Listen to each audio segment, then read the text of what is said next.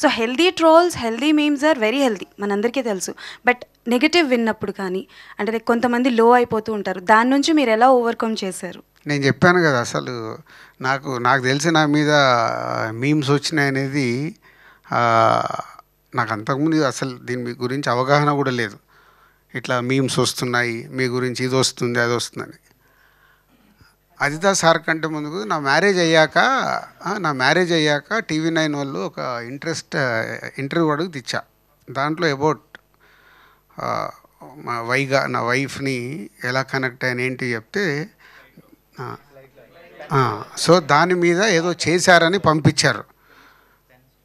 పంపిస్తే చూపించింది, అబ్బా మామ మస్తు కొట్టినవే లక్కీ, ఇలాంటి ఏదో పెట్టారంటే వైఫ్ షో ఇది వచ్చింది ఇది అంటే ఓకే ఏమైంది దాంట్లో ఇలా ఉంది. ప్రపంచంలో మన తెలుగు వాళ్ళు ఈరోజు మోర్ దెన్ 14 crores పాపులేషన్ కదా. 14 crores నన్ను గుర్తుపట్టేవాళ్ళు 1 కోటి మంది ఉంటారు. కోటి అనుకుందాం, ఓకే 1 కోటి మంది ఉంటారు. అక్కడ కామెంట్స్ పెట్టిన వాళ్ళు 1000, 2000, 10,000. 10,000 అయితే దాటదుగా, 10,000 కాదు కదా. అంటే 99,90,000 ఇంకున్నారు. ఈ 10,000 గురించి ఆలోచిస్తే నేను వాళ్ళని దూరం అవుతాను. సో మన థింకింగ్ ఇప్పుడు సొసైటీ, నేను ఎవరిని తప్పు పట్టట్లేదు, ఎక్కువ నెగిటివ్ వైబ్లో బతుకుతున్నాం. మన ఇంట్లోకి వెళ్తే కూడా నెగిటివ్ వైబ్సే ఉంటున్నాయి. పిల్లల దగ్గర కావచ్చు, మిస్అండర్స్టాండింగ్ కావచ్చు, కంపారిజన్స్ కావచ్చు, పక్కోడితో కావచ్చు, ఏదైనా కావచ్చు. ఆ నెగిటివ్ వైపుతో మనకు తెలియకుండా మన హెల్త్ని మనం పాడు చేసుకుంటాం. సార్ ఇందాక కంప్లీట్ చేయను, అడిగేసావు అట్లా, మీరు బ్రేక్ ఇచ్చారు కదా. సో అది ఆ నెగిటివ్ని సాధ్యమైనంత మట్టుకు మన దగ్గరికి రానివ్వకుంటే మనం పాజిటివ్గా హ్యాపీగా ఉంటాం. అది జస్ట్ పాసింగ్ క్లౌడ్స్, అవేమో నన్ను చంపేస్తాయా? చంపవుగా, జస్ట్ పాసింగ్ క్లౌడ్స్. అయిపోయిన తర్వాత క్లౌడ్స్ వెళ్ళిపోయిన మళ్ళీ ఏం కనిపిస్తుంది? Clear sky. మనం స్కై లాంటి వాళ్ళం, క్లౌడ్స్ గురించి భయపడితేలా? ఓకే, సో మీరు ఎప్పుడు లేని విధంగా ది ఫ్యామిలీ స్టార్ ప్రమోషన్స్లో డ్యాన్స్ చేస్తున్నారు, చాలా యాక్టివ్గా ఉన్నారు. సో ఏంటి డ్యాన్స్? మిర్చి ఆడియో ఫంక్షన్లో చేసా, ఇప్పుడు చేయడం ఏంటి?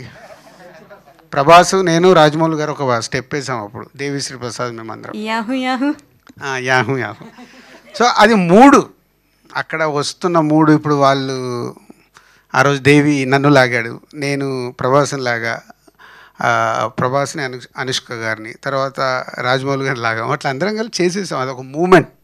సో మేము డ్యాన్స్ చేయడం వల్ల మాకు వచ్చేది కాదు, చూసేవాళ్ళు సడన్గా ఏంటి దిల్రాజు గారు డ్యాన్స్ చేస్తున్నారు, రాజమౌళి గారు డ్యాన్స్ చేస్తున్నారు, ఒక ఎనర్జీ వస్తుంది చూసారా, అదే ఆ మూమెంట్. అది సార్ ఈ ఫ్యామిలీ స్టార్లో హీరో క్యారెక్టర్లో మీకు నచ్చిన ఎలిమెంట్స్ ఏంటి సార్?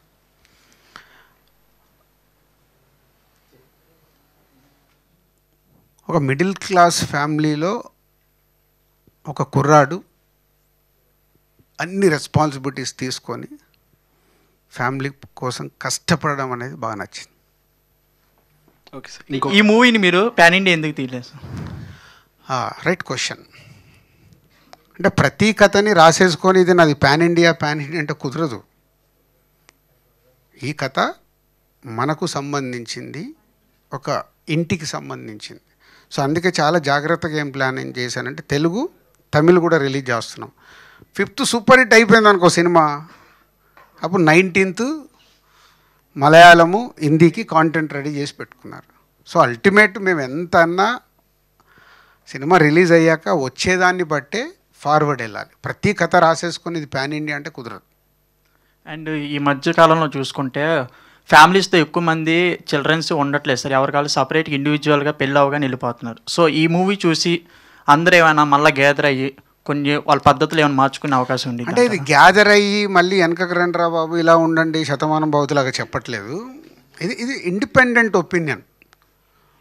ఇది ఈ కథలో చెప్తుంది ఏంటంటే, కలిసి ఉన్న కుటుంబంలో అన్నలు, తమ్ముడు, అమ్మ, నాన్న, అన్న పిల్లలు అందరు కలిసి ఉన్నప్పుడు ఒక వ్యక్తి అందరి కోసం రెస్పాన్సిబిలిటీ తీసుకొని కష్టపడుతూ దాన్ని ఒక జాగ్రత్తగా కాపాడుకుంటూ ఉండే కథ ఇది. ఇది అందరు అడాప్ట్ చేసుకుంటారా అనేది లేదు, కానీ కనెక్ట్ అవుతాం. అరే నా ఫ్యామిలీ కోసం నేను చేస్తున్నా, ఎస్ ఐఎమ్ ఫ్యామిలీ స్టార్. అరే మావాడు మా గురించి ఇంత కష్టపడుతున్నాడు, మా ఫ్యామిలీని ఎక్కడ ఉన్న ఫ్యామిలీ ఇక్కడ తీసుకొచ్చాడు, నలుగురుట్ల నా కొడుకు ఇది చేస్తున్నాడు, నా కూతురు ఇది చేస్తుంది చెప్పుకునే అమ్మా నాన్నలు వాళ్ళకి వాళ్ళ పిల్లలు ఫ్యామిలీ స్టార్స్. అలాంటి కథ చెప్తాం.